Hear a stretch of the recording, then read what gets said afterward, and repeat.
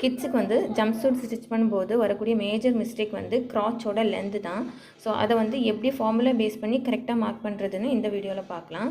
First வந்து பாடியிலே highest பார்ட்டாக இருக்கிற மெஷர்மெண்ட்டை வந்து எடுத்து வச்சுக்கணும். ஸோ ஹிப் மெஷர்மெண்ட் வந்துட்டு எனக்கு 23 இன்ச்சஸ் அப்படின்னு நான் எடுத்துக்கிறேன். ஸோ பாடியிலேருந்து எடுக்கிற மெஷர்மெண்ட் வந்து 23.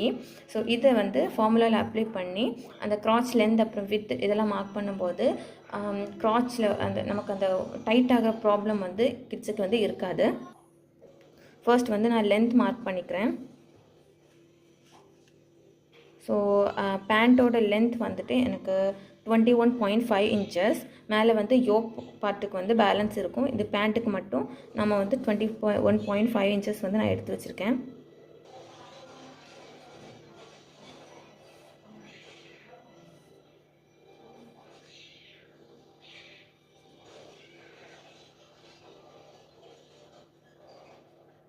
ஓகே, அதுக்கப்புறம் நம்ம மார்க் பண்ண போகிற மெஷர்மெண்ட் வந்துட்டு இந்த வேஸ்ட் மெஷர்மெண்ட் எடுக்கும் நம்ம மார்க் பண்ணும்போது ஆக்சுவல் வேஸ்ட் வந்து நம்ம மார்க் பண்ண மாட்டோம். ஹிப்போட மெஷர்மெண்ட் தான், நம்ம பாடியிலே ஹையஸ்ட் பார்ட்டாக இருக்கு இல்லையா, ஸோ அந்த ஹிப்போட மெஷர்மெண்ட் தான் இந்த போர்ஷனில் மார்க் பண்ணுவோம். அது எப்படி மார்க் பண்ணணும்னா, ஸோ ஹிப் கூட இப்போ நான் 23 இன்ச்சஸ் ஹிப் எடுத்து வச்சுருக்கேன்னா 23 + 4 இன்ச், ஓகேவா. 4 இன்ச் வந்து நம்ம ஈஸ் வந்து கொடுத்துட்டு தான் அதை 4ஆல் டிவைட் பண்ணணும். ஸோ அப்படி பண்ணும்போது எனக்கு வந்து 6.75 இன்ச்சஸ் வந்து வேல்யூ வந்து எனக்கு கிடைக்குது. ஸோ அது கூட நம்ம 0.5 இன்ச்சஸ் வந்து சீம்காக ஆட் பண்ணுவோம். இப்போ நான் இங்கே இந்த போர்ஷன்லேருந்து இந்த ஆன்ஃபோல்ட்லேருந்து நான் 6.75 இன்ச்சஸ் வந்து நான் மார்க் பண்ணுறேன். ஓகே, மார்க் பண்ணுறேன்.